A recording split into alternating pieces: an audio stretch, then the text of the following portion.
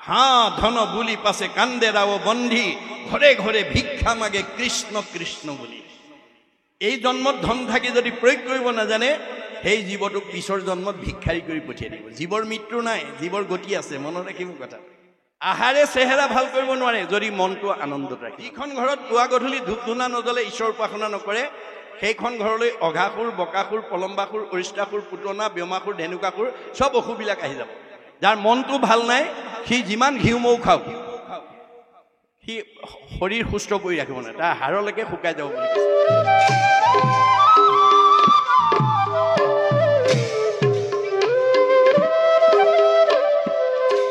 আপুনি ব্যৱসায় বাণিজ্য কৰি চাকৰি কৰি বহুত ধন সঞ্চয় কৰিব পাৰিব, বেংকত ফিক্সড ডিপজিট কৰিব পাৰিব, কিন্তু যিদিনাখন আপোনাৰ মোৰ দেহৰ পৰা আত্মা ওলাই যাব আপুনি কৰি থৈ যোৱা ফিক্সড ডিপজিটৰ ধনটো আপুনি ভোগ কৰিবলৈ নাপায়। কোনে কৰিব?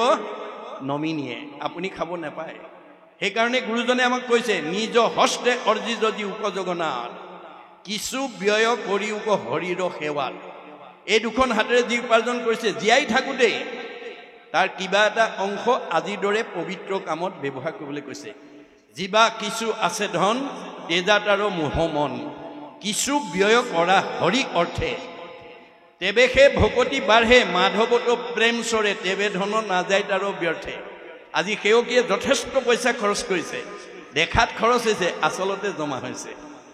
এক গুণ লগাইলে অনন্ত গুণ হয়, নাজানি মুগুদ হবে ধন সাঞ্চিত হয়। এই কথা নজনাৰ কাৰণে বহুত মানুহে সৎ কামত পইচা খৰচ কৰিবলৈ ইচ্ছা নকৰে। ফলত কি হয়? শাকত নেখায় লোন, পিটিকাত যায় 3 গুণ। আপুনি ধন থাকি যদি সৎ কাম নকৰে আপোনাৰ বেয়া কামত ভগৱন্তে খৰচ কৰাই দিওঁ বুলি ভাগৱতত উল্লেখ আছে। ধন সাঞ্চি যিটো বিষ্ণু বৈষ্ণৱক নেদৈ গৃহাগত ভৈলে তাক নাই বুলি খেদৈ মাধৱৰ নামলৈয়া বৈষ্ণৱ বোলাৱে হেনয় জনক দণ্ড দিয়ন্ত মাধৱে। আপুনি বৈষ্ণৱেই হওক বা অবৈষ্ণৱেই হওক, আপুনি যদি ধনৰ ব্যৱহাৰ নাজানে আপুনি ঈশ্বৰৰ তাৰ পৰা শাস্তি পাবই। কেনেকৈ? নহি চুৰে নেই নহি অগ্নিয়ে দহয় নহি দণ্ড বন্ধ হৈয়া ৰাজাই লয়।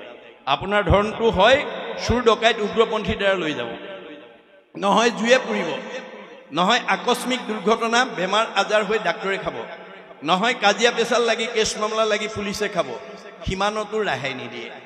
হাঁ ধন বুলি পাছে কান্দে ৰাও বন্ধি ঘৰে ঘৰে ভিক্ষা মাগে কৃষ্ণ কৃষ্ণ বুলি। এই জন্মত ধন থাকি যদি প্ৰয়োগ কৰিব নাজানে সেই জীৱটোক পিছৰ জন্মত ভিক্ষাৰী কৰি পঠিয়াই দিব। জীৱৰ মৃত্যু নাই, জীৱৰ গতি আছে, মনত ৰাখিব কথা। জীৱৰ সংস্কাৰ আছে।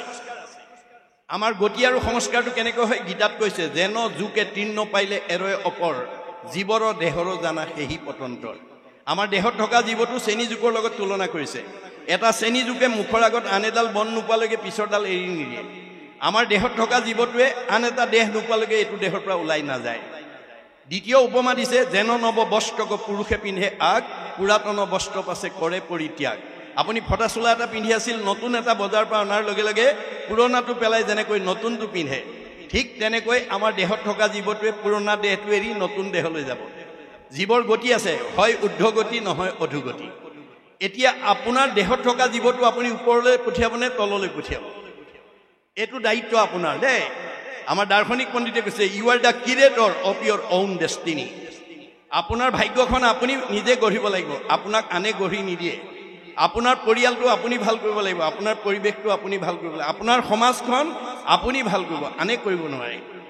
আপোনাৰ দায়িত্ব। সেইকাৰণে কৈছে মাধৱদেৱে আপুনি আপোনাৰ শত্ৰু, আপুনি আপোনাৰ মিত্ৰ, আপুনি আপোনাৰ ৰাখে মাৰে। হৰিক নভজি নৰে আপুনি হৈ নষ্ট, হৰি ভজি আপোনাক কটাৰে। ঈশ্বৰৰ ভক্তি কৰক, তৰণৰ উপায় পাই যাব। ভাগৱতত চব নিয়ম দি থৈ আছে, চব নিয়ম বান্ধি থোৱা আছে। গতিকে সেই নিয়মখিনি আমি যেতিয়ালৈকে নিজে শিকিব নোৱাৰিম ল'ৰা ছোৱালী শিকাব নোৱাৰিম। ইয়াত 8 প্ৰকাৰ সদাচাৰৰ কথা আছে, মনত ৰাখিব কথাটো। 8 প্ৰকাৰ সদাচাৰ যদি আপোনালোকে মানি চলিব পাৰে মহাপুৰুষ দুজনাৰ দিনৰ কেইবাজনো আটা পুৰুষে আয়ুস বঢ়োৱাৰ দৰে আপোনালোকৰ আয়ুস বঢ়াব পাৰিব। 8 প্ৰকাৰ সদাচাৰ: কায়ৰ সদাচাৰ, বাক্যৰ সদাচাৰ, মনৰ সদাচাৰ, গমন সদাচাৰ, শৌচ সদাচাৰ, অন্ন সদাচাৰ, স্নান সদাচাৰ, শয়ন সদাচাৰ। এই 8 প্ৰকাৰ সদাচাৰ আমি জানিব লাগিব দেই, মনত ৰাখিব। আপোনাৰ শৰীৰত বেমাৰ আহিব নোৱাৰে।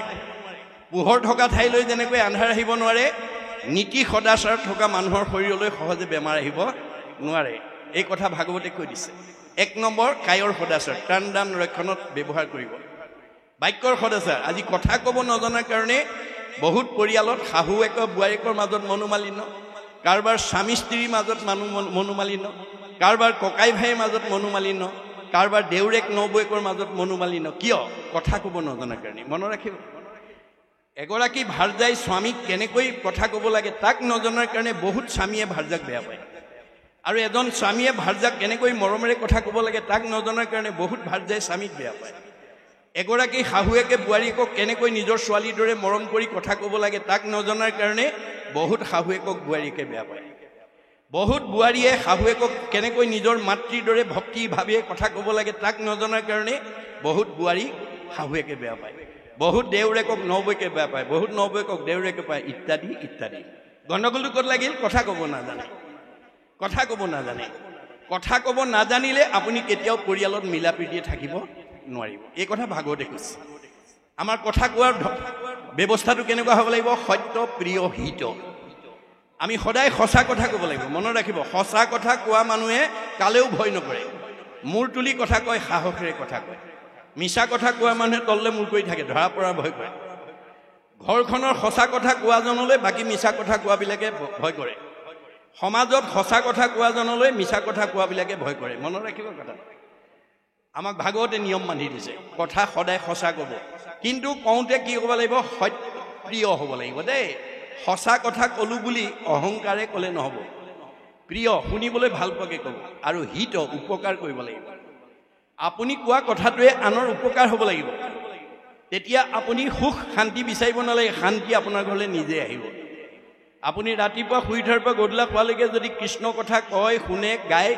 বন্ধু বান্ধৱ পালে যদি পাতে এতিয়া আপুনি আনন্দ বিচাৰিব নালাগে আনন্দ আপোনাৰ ঘৰলৈ বিচাৰি আহিব কপিলে আখ্যানতে কৈছে মূৰশুনিৰ মল কথা কহন্ত শুনন্ত মুতবিনে চিত্ত আন দেৱত নেদন্ত পৰম আনন্দ আহি মনত মিলয় দেৱে তাক আৰু তিনি তাপে নচুৱায় আমাৰ স্বভাৱটো কেনেকুৱা হ'ব লাগে ৰাতিপুৱা শুই উঠাৰ পৰা গধূলা খোৱালৈকে বন্ধু বান্ধৱ আলহী অতিথি ভকত বৈষ্ণৱ পালে আমি ঈশ্বৰৰ কথা পাতিব লাগে ক'ব লাগে গাব লাগে শুনিব লাগে বছ আনন্দ নিজে আহিব কিন্তু আমাৰ এতিয়া কি হয় ৰাতিপুৱা শুই উঠাৰ পৰা গধূলা খোৱালৈকে বহু মানুহ আছে সৰহসংখ্যক মানুহে লগৰ বন্ধু বান্ধৱ পালে পৰ চৰ্চা পৰ নিন্দা পৰ সমালোচনা পাতে আপুনি কৰা আলোচনাটোৱে যদি আনৰ অন্তৰত দুখ দিয়ে এই কথা পতা দুজনৰ কি হ'ব যি পৰ চৰ্চা কৰি আনক দুখ দিয়া কথা পাতি আছে তেওঁলোকৰ কি হ'ব আমাৰ বেদে কৈছে পাপায় পৰপীড়নম আপোনাৰ কথাই যদি আনক আঘাত দিয়ে কাক আঘাত দিছে চবতে ভগৱান আছে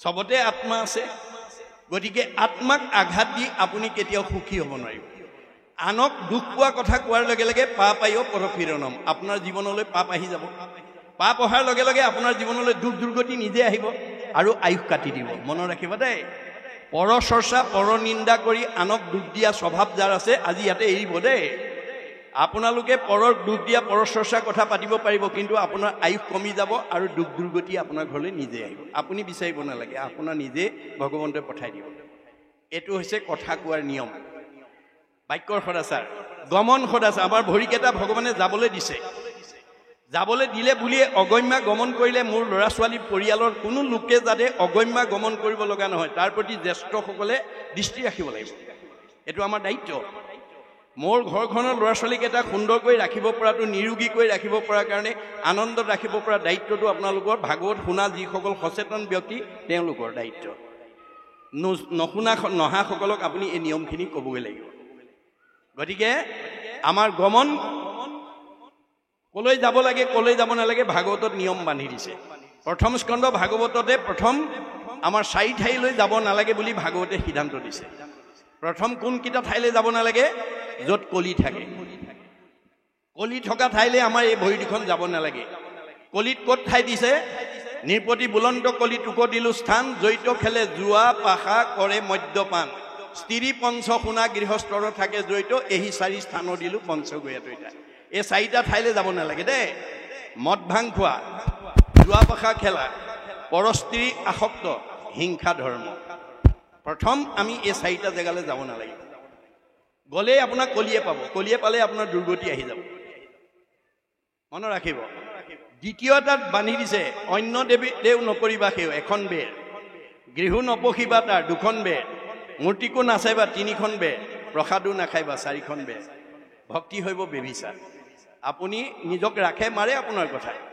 আপুনি আয়ুস বঢ়াবও পাৰে, আয়ুস কমাবও পাৰে, চেহেৰা ধুনীয়াকৈও ৰাখিব পাৰে, কমাবও পাৰে। মহাপুৰুষ দুজনাৰ দিনত কেইবাজনো আটা পুৰুষে ভাগৱতৰ ব্যাখ্যা শুনি তেওঁলোকৰ এটা স্বভাৱ আছিলে কি, গুৰুতকৈ শিষ্য জ্ঞান খুচৰি খুচৰি লয় জ্ঞান। নজনা কথাবিলাক শিকি ল'লে। শিকাওঁতা মাধৱদেৱ 107 বছৰ জীয়াই থাকিলে, শিকাওঁতা শংকৰদেৱ 120 বছৰ জীয়াই থাকিলে। তেওঁলোকৰ পৰা শিক্ষা লোৱা বদলা এটা 130 বছৰ, ৰাম এটা 140 বছৰ, মথুৰা দাস এটা 151 বছৰলৈ আয়ুস বঢ়ালে। ভগৱানে দিয়া বয়স 100 বছৰে, মনুষ্যৰ আয়ুসত বৰিষ সংখ্যা। আমাক প্ৰত্যেককে ভগৱন্তই 100 বছৰহে দি পঠিয়াইছে। তৎসত্বেও আজি আমাৰ সৰহসংখ্যক আমাৰ মাজৰ পৰা 100 বছৰ ভোগ কৰিবলৈ নোপোৱাকৈ গুচি গৈছে। কিয়? ভাগৱতৰ নিয়ম নাজানে, সদাচাৰ নাজানে। সদাচাৰ নিয়মবিহীন আপুনি কেতিয়াও আয়ুস বঢ়াব নোৱাৰিব, স্বাস্থ্য সুন্দৰ কৰি ৰাখিব নোৱাৰিব। সেইকাৰণে ভাগৱত শুনিবলৈ আহিব লাগে। ভাগৱতৰ ব্যৱস্থাটো প্ৰত্যেকখন ঘৰতে আপোনালোকে ল'ৰা ছোৱালীৰ জন্মদিনত হওক, গুৰুগৃহ প্ৰতিষ্ঠা দিৱস হওক, ঘৰ প্ৰতিষ্ঠা দিৱস হওক, বাৰ্ষিক সেৱা হওক, পাতক আপোনালোকে। জীয়াই থকা কালত যদি প্ৰথম স্কন্ধ বা দ্বাদশ স্কন্ধ ভাগৱত শুনাৰ সৌভাগ্য ল'ব পাৰে, আপুনিও পৰীক্ষিতৰ দৰে গতি পাব। পৰীক্ষিতে যদি দ্বাদশ স্কন্ধ শুনাৰ কাৰণে গতি পালে, আপুনি মই পাম নে নাপাম? এই কথা আমি বিশ্বাসেৰে ল'ব লাগিব দেই। মহাত্মা গান্ধীয়ে কৈছে, religious beliefs are based on faith. ধৰ্ম দৰ্শন বিশ্বাসৰ ওপৰত নিৰ্ভৰ কৰে। Religion is not really what is grasped by brain but by heart. ধৰ্ম দৰ্শন মগজে ঢুকি পোৱা বস্তু নহয়, কাৰোবাক দেখুৱাই দিব পৰা বস্তু নহয়। ই অন্তৰৰ উপলব্ধিৰ বস্তু। উপলব্ধিয়ে সংস্কাৰ আনে, মনত ৰাখিব। আপুনি অকল ভাগৱত শুনি থাকিলেই নহ'ব, পঢ়ি থাকিলেই নহ'ব, উপলব্ধি কৰিব লাগিব। প্ৰতিটো কথা উপলব্ধি কৰিব লাগিব। দাৰ্শনিক পণ্ডিতে কৈছে, ভগৱানে আমাক প্ৰত্যেককে প্ৰতিভা দিছে, কিন্তু প্ৰতিভাটো আপুনি প্ৰণালীবদ্ধ প্ৰয়োগৰ দ্বাৰা তাক বিজ্ঞানলৈ উত্তৰণ কৰিবলৈ কৈছে। বিজ্ঞানটোক উপলব্ধিৰ দ্বাৰা দৰ্শনলৈ উত্তৰণ কৰিবলৈ কৈছে। দৰ্শনটোক উপলব্ধিৰ দ্বাৰা ধৰ্মত নি প্ৰতিষ্ঠা কৰিবলৈ কৈছে। ধৰ্ম ৰক্ষতি ৰক্ষিত। আপোনালোকক ভগৱানে দি পঠিওৱা প্ৰতিভাটো যদি আপোনালোকে প্ৰয়োগ কৰিব জানি পেলাই যদি ধৰ্মত প্ৰতিষ্ঠা কৰিব পাৰে, ধৰ্মই আপোনালোকক ৰক্ষণাবেক্ষণ দিব। আমাক প্ৰয়োগ নীতি কেনেকৈ হ'ব লাগে? দাৰ্শনিক পণ্ডিতে কৈছে যে systematic knowledge is science, realised science is philosophy, realised philosophy is religion, religion is the highest sense of philosophy. প্ৰণালীবদ্ধ জ্ঞানক বিজ্ঞান বুলি কৈছে। বিজ্ঞানটোক যেতিয়া উপলব্ধি কৰিব দৰ্শন, দৰ্শনটোক যেতিয়া উপলব্ধি কৰিব ধৰ্ম, ধৰ্মতকৈ আৰু শ্ৰেষ্ঠ দৰ্শন দ্বিতীয় নাই। শংকৰদেৱে এটা বাক্যত বুজাই দিছে, যতেক দেখা খোজ সমুদায়, হস্তিৰ খোজত হবে লুকাই, এহিমতে যত বিশ্ব সমস্ত কৃষ্ণতে জানা হবে যাই অস্ত্ৰ। প্ৰকৃতি জগতত যিমানবিলাক জীৱ জন্তু আছে, সব জন্তুৰ খোজ হাতীৰ খোজত লুকাই যায়। হাতীৰ খোজতকৈ ডাঙৰ খোজ একো প্ৰাণীৰ নাই। পৃথিৱীত যিমান ডাঙৰ মানুহ নহওক, ৰাষ্ট্ৰপতিও কৃষ্ণতে বিলীন হ'ব লাগিব, সাধাৰণ নাগৰিকো কৃষ্ণতে বিলীন হ'ব লাগিব, MLA মিনিষ্টাৰো কৃষ্ণতে বিলীন হ'ব লাগিব, ঠেলাৱালা ৰিক্সাৱালাও কৃষ্ণতে বিলীন হ'ব লাগিব। আপোনালোকৰ এইখন গাঁৱৰ ধনী মানুহজনো কৃষ্ণতে বিলীন হ'ব লাগিব, দুখীয়া মানুহজনো কৃষ্ণতে। কৃষ্ণৰ ব্যতিৰেকে আৰু দ্বিতীয় নাই। সেইকাৰণে গুৰুজনে কৈছে, কৃষ্ণক পুজিলে পূজা সমস্তৰে হয়, পৃথকে পুজিলে পূজা কেহু নলয়।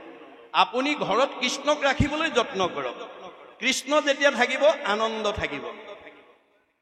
কৃষ্ণক আপুনি বিচাৰিব নালাগে, কৃষ্ণহে আপোনাৰ ঘৰ বিচাৰে। ভাগৱতে কৈছে, মনত ৰাখিব কথাটো। ভাগৱতত নিয়ম মানি দিছে, যিখন ঘৰত পুৱা গধূলি ধূপ ধূনা জ্বলিব, ঈশ্বৰ উপাসনা কৰিব, সেইখন ঘৰত কৃষ্ণ নিজে আহিব। যেই নাম সেই হৰি, জানা নিষ্ঠ কৰি নামৰ সংগ নচাৰন্ত হৰি। যিখন ঘৰত কৃষ্ণ থাকিব, পৰিয়ালটো আনন্দত থাকিব, মিলা প্ৰীতিত থাকিব, মৰম চেনেহত থাকিব, একতাৰ দোলেৰে বান্ধ খাই থাকিব। আজি তাৰিখলৈকে যিখন ঘৰত গুৰুগৃহ নাই বা উপাসনা ঠাই নাই, সেইখন ঘৰলৈ কোন আহিব? ভাগৱতে নিয়ম বান্ধি দিছে, শ্ৰৱণ কীৰ্তন জড়িত কৃষ্ণ নকৰে, তৈতেখে ৰাক্ষসীগণে বিঘিনি আচৰে। যিখন ঘৰত পুৱা গধূলি ধূপ ধূনা নজ্বলে, ঈশ্বৰ উপাসনা নকৰে, সেইখন ঘৰলৈ অঘাসুৰ, বকাসুৰ, পলম্বাসুৰ, অৰিষ্টাসুৰ, পুতনা, ব্যোমাসুৰ, ধেনুকাসুৰ চব অসুবিলাক আহি যাব। কায়িকভাৱে নহয়, স্বভাৱগতভাৱে আহিব, গুণগতভাৱে আহিব।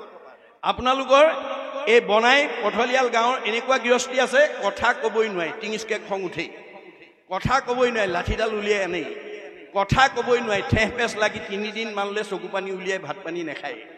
তেনেকুৱা স্বভাৱৰ পৰিয়াল যিখন ঘৰত আছে, সেইখন অসুৰ থকা পৰিয়াল। এতিয়া সেই অসুৰখিনিক যেতিয়ালৈকে আপুনি বাহিৰ কৰি দিব নোৱাৰিব, মাৰিব নোৱাৰিব, সেইখন ঘৰত কেতিয়াও শান্তি প্ৰতিষ্ঠা নহ'ব। এই কথা ভাগৱতে কৈ আছে। গুৰুজনাৰ দিনৰ এজন আটা পুৰুষে এই বিষয়ে কৈছে, ব্ৰহ্মাক মাৰিবা, বিষ্ণুক মাৰিবা, ৰুদ্ৰক নিদিবা ঠাই, মহা মহা মহন্ত আহিলে কোবাই মাৰিবা, তেহে ভগতি পায়। গতিকে ব্ৰহ্মাক মাৰিবা, ৰজগুণ মাৰিব লাগিব। মাৰা মানে সংস্কাৰ। আপুনি ৰজগুণৰ মানুহ হ'লে কেতিয়াও শান্তি নাপায়। ৰুদ্ৰক মাৰিবা, তমগুণ মাৰিব লাগিব। খঙাল মানুহে কেতিয়াও শান্তি প্ৰতিষ্ঠা কৰিব নোৱাৰে।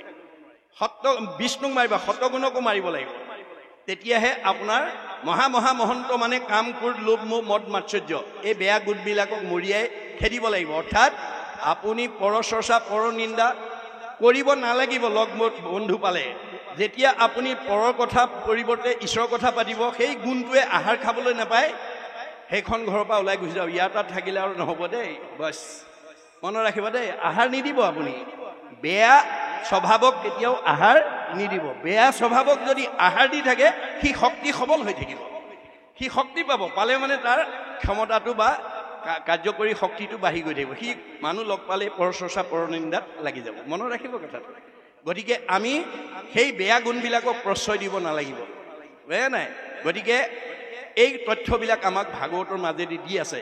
এতিয়া কপিল প্ৰভুৱে ভাগৱতৰ এই তৃতীয় স্কন্ধৰ ভক্তি যুগৰ মাজেদি মাকক কোৱাৰ চলৰে আমাক কি ক'ব বিচাৰিছে, আমি তাৰ ওপৰত আলোচনা কৰিম। গতিকে কেৱল মাত্ৰ মাকক বেছ কৰি লৈছে কথাবিলাক, কিন্তু আমাৰ কাৰণে কৈ আছে। আমি ইয়াৰ পৰা সেই তথ্যখিনি সংগ্ৰহ কৰি আমাৰ পাৰিবাৰিক জীৱন, দাম্পত্য জীৱন, যুগ্ম জীৱন, সাংসাৰিক জীৱন, সামাজিক জীৱনত আমি প্ৰয়োগ কৰিব লাগিব। আপুনি ভাগৱতৰ নীতি যদি প্ৰয়োগ কৰিব নোৱাৰে, তেতিয়াহ'লে আপুনি কেতিয়াও শান্তি প্ৰতিষ্ঠা কৰিব নোৱাৰিব। গতিকে এই 8 প্ৰকাৰ সদাচাৰৰ ভিতৰত মই ক'লেকে ক'লোঁ, কায়ৰ সদাচাৰ, বাক্যৰ সদাচাৰ, গমন সদাচাৰ, শৌচ সদাচাৰ 4 নম্বৰ। আমি প্ৰত্যেকেই প্ৰস্ৰাৱ পায়খানা কৰি গা পা ধোৱা নিয়মটো আমাৰ প্ৰত্যেকৰ থাকিব লাগিব। তেতিয়া শৰীৰটো স্পষ্ট হয়। তাৰমানে বেয়া গুণবিলাক ৰুমৰ মানে ঘূৰিয়ে ঘূৰিয়ে সোমাই আহে। তাক আমি মাটি পানী লৈ ধুই গা পা ধুই পৰিষ্কাৰ কৰিব লাগে। কিন্তু গুৰুজনাৰ দৰ্শন যে আপুনি গাটো ধুই পেলাই বাহিৰটো শুদ্ধ কৰিলেই নহ'ব, আপুনি ভিতৰটোও শুদ্ধ কৰিব লাগিব। আপোনাৰ মনটোৱে যদি অপবিত্ৰ হৈ থাকে, আপুনি যিমান পবিত্ৰতা নাথাকক, আপুনি কেতিয়াও মানে সুস্থ শৰীৰৰ মানুহ হ'ব নোৱাৰিব। যাৰ মনটো ভাল নাই, সি যিমান ঘিউ মৌ খাওক, সি শৰীৰ সুস্থ কৰি ৰাখিব নোৱাৰে, তাৰ হাড়লৈকে শুকাই যাব বুলি কৈছে। যাৰ মনত শান্তি নাই, বাইবেলত চলোমনে কৈছে, merry heart do it good like a medicine, a broken heart dried the bone. যাৰ অন্তৰত আনন্দ থাকিব, মেডিচিনৰ দৰে কাম কৰিব। চেহেৰা ধুনীয়া কৰিব, পৰমায়ুস বঢ়াই দিব, কমনীয়তা বঢ়াই দিব। যাৰ হৃদয়ত দুখ বেদনাই ভৰি থাকিব, সি আৰু ঘিউ মৌ খাওক, হাড়লৈকে শুকাই যাব। আহাৰে চেহেৰা ভাল কৰিব নোৱাৰে যদি মনটো আনন্দত ৰাখিব নোৱাৰে। এতিয়া মনটো আনন্দত ৰাখিবলৈ হ'লে কপিলে মাকক কৈছে, মূৰ শুনিৰ মল কথা কহন্ত শুনন্ত, মত বিনে চিত্ত আনন্দ দেৱত নেদন্ত, পৰম আনন্দ আকি মনত মিলে। বাছ আনন্দ নিজে আহিব, আপুনি বিচাৰিব নালাগে, মাত্ৰ অভ্যাস কৰক। You have to keep the practice of remembrance, নাম স্মৰণ every day, every hour, rather every second. 24 ঘণ্টাত 1 ছেকেণ্ড হ'লেও আপোনাৰ বংশৰ পৰিয়ালৰ সকলোকে ভগৱন্তৰ 1000টা নামৰ পৰা এটা নাম ক'বলৈ অভ্যাস কৰক। When a strong habit is formed by unceasing practice throughout the period of life, then it would be easy to remember God at the time of the death. আজি যে আমি ভাগৱত শুনিবলৈ আহিলোঁ, এইটো আমাক কোনদিনা সহায় কৰিব? অৰ্জুনক কৈছে, জং জং অপি স্মৰণ ভাৱং তেজতে অন্তে কলে বৰম, তম তমেই বৈতি কৌন্তেয় সেদাত ভাৱ ভাবিত। তুমি যাবৰ সময়ত যি ভাৱনা লৈ যাবা, ভাৱনাৰ অনুকূল জন্মটো তুমি পিছৰ জন্মত ধাৰণ কৰিব লাগিব। আমি কেনেকৈ যাব লাগিব? মৰিবাৰ বেলা যাক চিন্তি মৰৈ নৰ, উপজীয়া পাৱে পাছে সেহি কলেবৰ। মৰিবৰ সময়ত যি ভাৱ লৈ যাব, সেই কলেবৰটো ধাৰণ কৰিব। আমাৰ মৰিবৰ সময়ত কেনেকৈ যাব লাগে? মুখে বোলা ৰাম, হৃদয় ধৰা ৰূপ, এতেকে মুকুতি পাইবা কহিলি স্বৰূপ। আমাৰ ল'ৰা ছোৱালীক আমি মুক্তি পথটো দি থৈ যাব লাগিব। তেওঁলোকক ঈশ্বৰৰ কথা কোৱা, শুনা, গোৱাৰ পৰিৱেশ দিব লাগিব। গতিকে গীতাত কৈছে, মোৰ ভক্ত যিটো নোহে ভিন্নতাৰ বোল, মৰিবাৰ বেলা কৰে হিয়াকুল বিয়াকুল, লোকে সুমৰ আঐ বোলে বোলাৰাম হৰি, তাকো নুবুলিয়া মৰৈ আঐ বাপু বুলি। কোনোদিন যদি আপুনি ভকতৰ সংগলৈ নাহে, কোনোজন ঈশ্বৰৰ কথা এটা নকয়, সেইটো জীৱক মৰিবৰ সময়ত কৃষ্ণ বুলি কোৱা বুলি ক'লে ক'ব নোৱাৰিব। যাৰ কাৰণে 4ৰ্থ স্কন্ধ ভাগৱতত আমাৰ গুৰুজনে দেখুৱাই থৈ গৈছে যে পুৰঞ্জন নামৰ ৰজাজনে মৰিবৰ সময়ত ঈশ্বৰৰ নাম লৈ ভগৱন্তৰ ৰূপটো হৃদয়ত চিন্তা কৰিব লাগিছিলে, কিন্তু তেওঁ কি কৰিলে, মৰিবৰ সময়ত ভগৱন্তৰ নামটোৰ ঠাইত ঘৈণীয়েকৰ নামটো ল'লে, ঈশ্বৰৰ ৰূপটোৰ ঠাইত ঘৈণীয়েকৰ ৰূপটো চিন্তা কৰিলে। পুৰঞ্জনে স্ত্ৰী ৰূপ চিন্তিয়া মনত, স্ত্ৰী হুয়া উপজিলে ঘোৰ সংসাৰত। মৰিবৰ সময়ত তিৰোতাৰ নাম লৈ মৰাৰ কাৰণে, তিৰোতাৰ ৰূপটো চিন্তা কৰি মৰাৰ কাৰণে মাইকী মানুহ হৈ জন্ম ল'ব। আপোনালোকৰ কাৰোবাৰ সাল সলনি হ'বলৈ মন থাকিলে সেই পালি খাব লাগিব দেই নাই। জ্বৰ ভৰতে মানে হৰিণাৰ চিন্তা কৰি মৰাৰ কাৰণে হৰিণা হ'ল। মহাপুৰুষ মাধৱদেৱে তাৰ এটা বিজ্ঞানসন্মত তথ্য আমাক দিছে, ক'ত? ভক্তি ৰত্নাৱলীত। কি বুলি কৈছে? যে বাঘ পৰুৱাই নিজে পোৱালি নাপাৰে, জীয়া পোক পৰুৱা মকৰা ফৰিং এটা ধৰি আনি তাৰ বাঁহত সোমাই দিয়ে, সোমাই মুখৰ আগত কোনকোনাই থাকে, আৰু ভিতৰৰ পোক পৰুৱা মকৰা ফৰিংটোৱে ই এতিয়া মোক মাৰিব, ই এতিয়া মোক খাব বুলি ভয়তে পেপুৱা লাগি থাকে। যেন বাঘ পৰুৱা ধৰিয়া পোকা যত, নামাৰি জীয়ন্তে আনি থয় বাসত, বাঘ পৰুৱাকো পোকে চিন্তিয়া ভয়ত, তাহাৰ স্বৰূপ পাই সেহি শৰীৰত। ৰাতিয়ে দিনে চিন্তা কৰি থাকোঁতে থাকোঁতে তাৰ শ্বেপ আকাৰটো বাঘ পৰুৱালৈ ৰূপান্তৰ হয়। এহি মতে জীৱা যাক চিন্তিয়া থাকয়, তাহাৰ স্বৰূপ সিটো অৱশ্যে পাওঁ। এই ধৰণে আমি যোনে যিটো চিন্তা কৰি থাকিম, সেই চিন্তাৰ অনুকূল জন্মটো আমি ধাৰণ কৰিব লাগিব। সেইকাৰণে আপোনালোকে কিছুমান চিন্তাৰ পৰা নিজক বচাব লাগিব দেই। এতিয়া আমাৰ সমাজত এটা বেয়া চিন্তাই এনেকৈ শিপা মেলিছে যে আমি সাংবিধানিকভাৱে নীতি বান্ধিও আঁতৰাব পৰা নাই। সেইটো হ'ল কি, আমাৰ বহুত পিতৃ মাতৃৰ মনত এটা ভাৱ আছে, কি যে ল'ৰা ছোৱালীক যদি মাছ মাংস ডিম নোখোৱাওঁ, শক্তি কেনেকৈ হ'ব, মগজ কেনেকৈ হ'ব, পঢ়া শুনাত কেনেকৈ পাৰিব? নাই নাই, মাছ মাংস খুৱাবই লাগিব। কিন্তু আমাৰ আন্তঃৰাষ্ট্ৰীয় এটা বিজ্ঞান সন্থাই কি বুলি কৈছে? What protein you will get from fish and flesh, you will get more protein from homemade ghee and vegetables. আপুনি মাছ মাংস ডিম খাই যিটো শক্তি পাব, তাতকৈ ঘৰত বনোৱা ঘিউ আৰু শাক পাচলি খালে অধিক প্ৰটিন পাব। Fish and flesh spread disease only. মাছ মাংসই আমাৰ শৰীৰলৈ বেমাৰৰ বীজাণু কঢ়িয়াই আনে। আপোনালোকক মই 7 দিন সময় দিছোঁ। 7 দিন পুৱা দুপৰীয়া গধূলি, পুৱা দুপৰীয়া গধূলি মাছ মাংস ডিম, মাছ মাংস ডিম নিজেও খাই থাকক, ল'ৰা ছোৱালীকো খুৱাই থাকক। 7 দিনৰ পিছত দেহৰ খবৰ ল'ব, বদ হজম, গেছ, বিষ ইত্যাদি ইত্যাদি। কিন্তু নিৰামিষ গোটেই বছৰ খাই থাকিলেও আপোনাৰ সেইটো বিকাৰ হ'ব নোৱাৰে। প্ৰকৃতিৰ জগতলৈ চালেও তাৰ উত্তৰ পাওঁ। বাঘ সিংহ মাংসহাৰী, হাতী তৃণভোজী। আয়ুস কাৰ বেছি? হাতী। আৰু ধৈৰ্য কাৰ বেছি? হাতী। যদি সেইটো হয়, আমাৰ ক্ষেত্ৰত নহ'ব নেকি? হ'ব। সেইকাৰণে আমাৰ গুৰুজনাই আৰু গীতাত কৃষ্ণই অৰ্জুনক কৈ থৈ গৈছে যে মৰিবৰ সময়ত যদি আপুনি মানে, মই সেইকাৰণে বিভিন্ন ঠাইত ব্যাখ্যা দিওঁতে কৈছোঁ যে আপোনালোকৰ যদি মাছ মাংস খোৱাৰ অভ্যাস আছে, কালিৰ পৰা এৰি দিয়ক বুলি মই নকওঁ। কিন্তু আপোনালোকে ভাগৱতৰ দৰ্শন মতে, বেদৰ দৰ্শন মতে আপোনালোকে খাওঁতে কিন্তু ভগৱানক এটা কথা জনাবলৈ নাপাহৰিব, কাৰণ ভগৱান আপোনাৰ হৃদয়তে আছে দেই। সমস্ত ভূতৰে মই আছোঁ হৃদয়ত। কিয় আছোঁ? যাদৃশী ভাৱনা জৈছ সিদ্ধি ভৱতি তাদৃশী। যোনে যেনেকৈ ভাবে তেওঁৰ মনৰ ভাৱনা তেনেকৈয়ে পূৰণ কৰিবৰ কাৰণে মই হৃদয়তে আছোঁ। আপুনি খাওঁতে মাত্ৰ ক'ব, প্ৰভু এৰিব পাৰিলে ভাল হয়। খাইছে আৰু, কিন্তু কথাটো তেওঁক জনাব, প্ৰভু এৰিব পাৰিলে ভাল হয়। এমাহ দিছোঁ সময় দেই। এমাহ সময় অন্তৰৰ পৰা আপুনি শুদ্ধভাৱে ভগৱানক নিবেদন কৰক। এমাহৰ পিছত আপোনাক সেই খোৱাৰ লোভটো নাইকিয়া কৰি দিব। তাকে নকৰি যদি একেবাৰে যোৱাৰ সময় লাগে, আৰু আমাৰ কিছুমান বুঢ়া বুঢ়ী আছে, মৰিব সময়ত ল'ৰা ছোৱালীয়ে সোধে, দেউতা কি খাব, মা কি খাব? বোলে কোনোবাই ক'ব পাৰ মাংস, কোনোবাই ক'ব হাঁহৰ মাংস, কোনোবাই ক'ব খাচী মাংস, যাৰ যি ৰুচি। জানে যি মানে যিজনে যোৱাৰ সময়লৈকে সেই হেঁপাহ আহিব নোৱাৰে, জানে নাই? গতিকে সেইজনে কি হ'বগে? বাঘ সিংহ হৈ জন্ম ল'ব লাগিব, জানে? মানে অন্য প্ৰাণী মাৰি কাটি যি নিজৰ উদৰ পূৰণ কৰে, মৰিয়া বাঘ সিংহ হ'ব লাগিব বুলি গীতাই সিদ্ধান্ত দিছে। গতিকে আমি মানুহৰ জন্ম পাইছোহি 84 জুনি অতিবাহিত কৰি, 84 জুনি অতিবাহিত কৰি মানুহ জন্ম পাইছোঁ। বিংশতি লক্ষণম স্থাৱৰম। আমি প্ৰত্যেকে 20 লক্ষবাৰ বিভিন্ন প্ৰজাতিৰ গছ গছনি হৈ আছোঁ। নৱলক্ষম জলজ, 9 লক্ষবাৰ বিভিন্ন প্ৰজাতিৰ মাছ মগৰ হৈ আছোঁ। নৱলক্ষম কুৰ্মাঞ্চ, 9 লক্ষবাৰ আমি বিভিন্ন প্ৰজাতিৰ উভচৰ প্ৰাণী কাছৰ জন্ম পাইছোঁ। 30 লক্ষ পশুৰ নাম, 30 লক্ষবাৰ আমি বিভিন্ন প্ৰজাতিৰ জীৱ জন্তুৰ মানে জন্ম ধাৰণ কৰি আহিছোঁ। 10 লক্ষ পক্ষী নাম, 10 লক্ষবাৰ বিভিন্ন প্ৰজাতিৰ চৰাই চিৰিকটি হৈ আহিছোঁ। 70 লক্ষ বানৰা, 4 লক্ষবাৰ আমি বিভিন্ন প্ৰজাতিৰ বান্দৰৰ জন্ম পাইছোঁ।